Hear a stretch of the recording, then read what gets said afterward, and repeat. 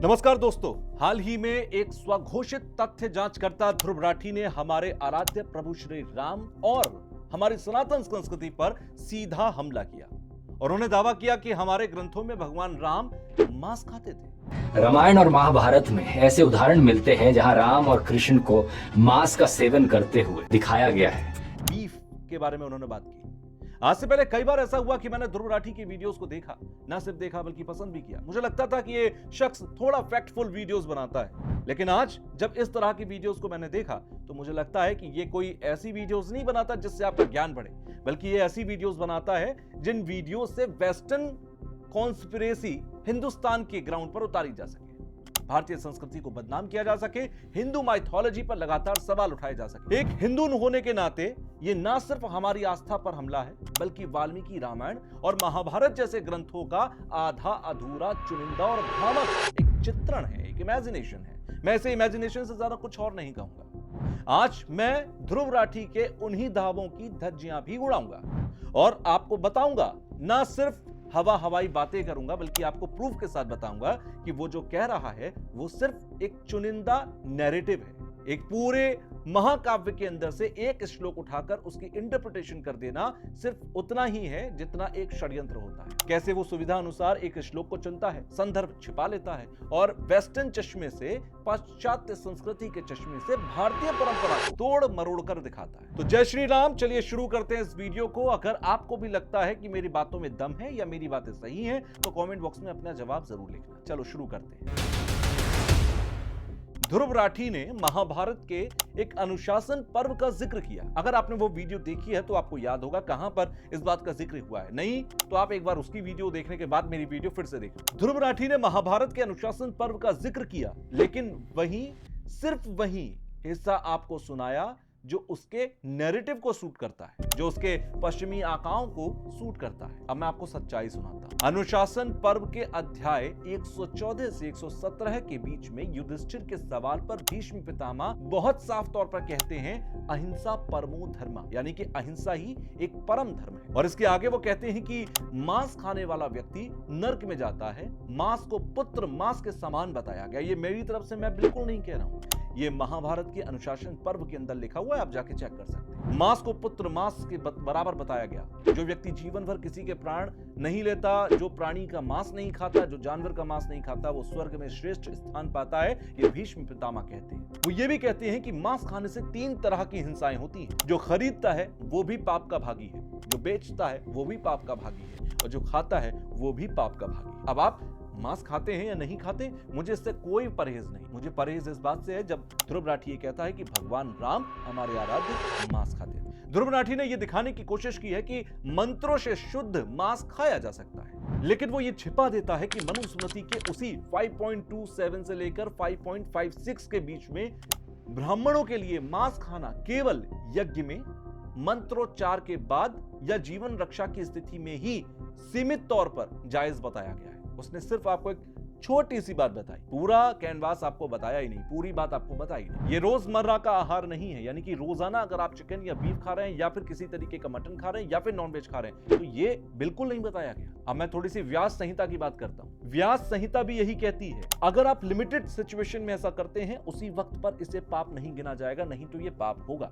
अब ध्रुव राठी जो है वो किस तरीके से इस बात को बता रहा है, आपको और भी समझ में आएगा जब धीरे धीरे मैं आपको और शास्त्रों की और पुराणों की और वेदों की बातें बताता हूं। क्योंकि किसी वेद, किसी पुराण, किसी जगह पर यह लिखा ही नहीं है कि इंसान को नॉनवेज खाना चाहिए या फिर भगवान नॉनवेज खाते थे। ये कहीं नहीं लिखा। ये सिर्फ और सिर्फ ध्रुव राठी का एक एजेंडा, प्रोपेगेंडा है। जिस प्रोपेगेंडा के खिलाफ वो आवाज उठाता रहता है, वो खुद नैरेटिव सेट करने की कोशिश कर रहा है। अब ध्रुव राठी ने अयोध्या कांड का भी जिक्र किया। ध्रुव राठी ने अयोध्या कांड का जिक्र करते हुए कहा कि भगवान राम और लक्ष्मण भूखे होकर वराह, ऋष्य, पृषत और महारुरु को मारकर मध्य मास लेते हैं। लेकिन वो ये पूरी तरह छिपा देता है कि अयोध्या कांड में इससे पहले एक बात कही गई है जिसमें राम अपनी मां कौशल्या से वनवास जाते वक्त एक वादा करते हैं, और उस श्लोक का मैं यहाँ पर जिक्र कर देता हूँ जिसमें लिखा है, चतुर्दशी वर्षाणि वत्स्यामि वजने वने मधु मूल फलम जीवन हित्वा मुनिवद अभिष्यम। यानी कि वो ये कहते हैं कि मैं 14 वर्ष तक वन में रहूंगा, जंगलों में रहूंगा, और मुनि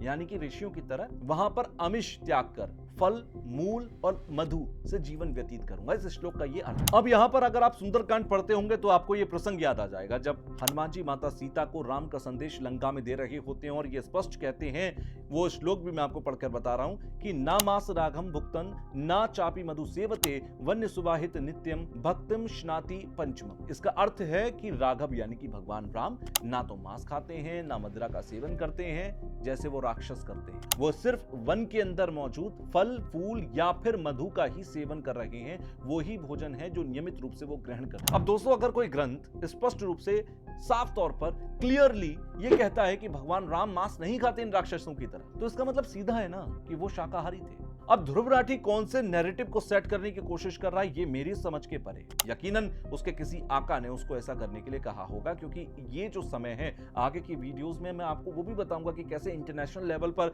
इंडिया के अंदर इंडियन कल्चर को, इंडियन माइथोलॉजी को, हिंदू कल्चर को बदनाम करने की और शक कराने की वजह इंस्टाग्राम पर, यूट्यूब पर वीडियोस के जरिए की जाती है। इन इन्फ्लुएंसर्स का इस्तेमाल किया जाता है जो हिंदुस्तान से बाहर बैठे हैं और अपना ईमान, अपना धर्म बेचकर बैठे। ध्रुव राठी की तरह कुछ स्पेशल रेफरेंसेस का कुतर्क करना बिल्कुल बेबुनियाद है। जिन श्लोकों के अंदर मांस शब्द आता है, कई विद्वान उसे संदर्भ के अनुसार व्याख्या करते हैं, लेकिन सुंदरकांड का जो ये रेफरेंस मैंने आपको दिया ये सबसे मजबूत प्रमाण है। इससे बड़ा प्रमाण कोई नहीं हो सकता। अब ध्रुव राठी ने तारापीठ का जिक्र किया, कामाख्या, कालीघाट जैसे मंदिरों में मांस भोग और बंगाल, केरल के अंदर कुछ ब्राह्मणों द्वारा मछली खाने के उदाहरण भी दिया है। अब सुनिए, भारत में देखिए आप सब जानते हैं कि क्षेत्रीय विविधताएं हैं और हर क्षेत्र की अपनी एक मजबूरी भी है। ये सच है कि वहां पर मछली का सेवन करते हैं। ये सच है कि काली घाट या फिर तारापीठ, इन सब जगहों पर बलियां भी होती हैं। मां कामाख्या मंदिर में बलि भी होती है और वहां पर कुछ स्पेशल रेफरेंसेस में